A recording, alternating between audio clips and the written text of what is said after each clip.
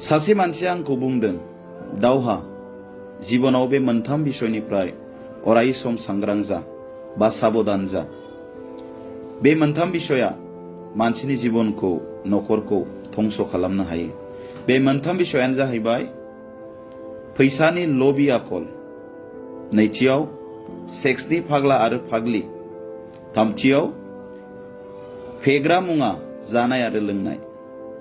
लोगोफोर, जों साफ्रोमनोबो थांना थानो थाखाय फैसानि गोनांथि, नाथाय फैसानि लबि आखला सासे मानसिखौ खाना खालामो आरो मोजां गाज्रिखौ सिनाय हायै खालामो। आरो जायफ्रा फैसानि लबि, बिसोरो गासैखौबो मावनो थाखाय राजि जायो। बिसोरो मानसिखौ सिनाय हायै जालाङो आरो सानसे बिसोरनि बे फैसानि लबि आखलानो बिसोरनि जीवन आरो नखरखौ धंस खालामो। नैथियाव जाहैबाय सेक्सनि फाग्ला आरो फाग्लि। सेक्सआ गाव गावनो गाज्रि नङा, नाथाय बेखौ जुदि जों बाहायनो रोङाब्ला बेयो जोंनि जीवन आरो नखरखौ, मान सन्मानखौ धंस खालामो। दिनै बांसिनै सोरनिबा नखर आरो जीवना धंस जादोंब्ला बेनो जाहैबाय सेक्सनि थाखाय। दिनै इउट्युब आरो फेसबुक नायब्लानो जों नुनो मोननो हायो माफोरबायदि मानसिफ्रा बे सेक्सनि थाखाय गावनि जीवन आरो नखरखौ धंस खालामदों।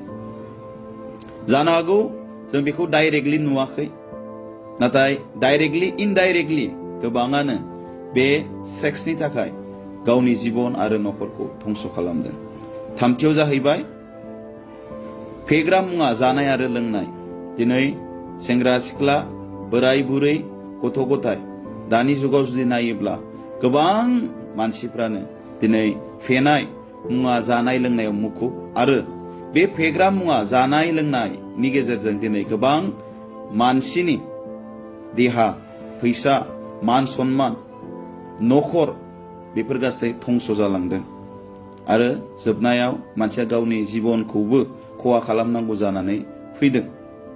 दा बेखायनो बे मोनथाम बिषयनिफ्राय जुदि मानसिया सांग्रां जायोब्ला गावखौ बेफोरबायदि नष्ट जानायनिफ्राय बासायनानै लाखिनो हायो।